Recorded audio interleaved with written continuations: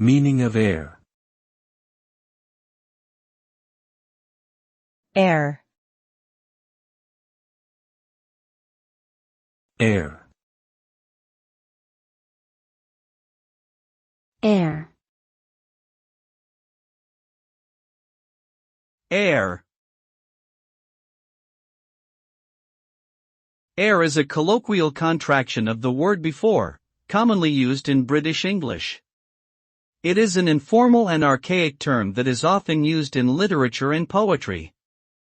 In modern English, it is mostly used in spoken language by native speakers and may indicate a sense of urgency or informality. Its use can convey a sense of familiarity or intimacy, as well as a regional or cultural identity. Overall, air is an informal and somewhat outdated term that is mainly used in casual conversation or creative writing contexts by English speakers.